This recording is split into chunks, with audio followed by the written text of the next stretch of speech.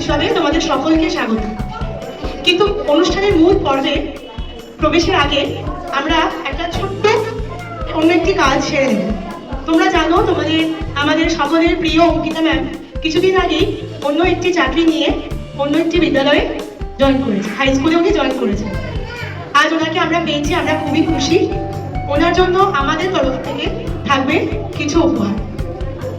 উপহার তুলে দেওয়ার জন্য আমি একে একে ডেকে নেব।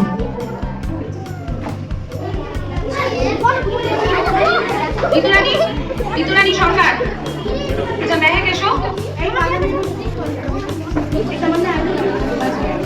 তেমন এসো।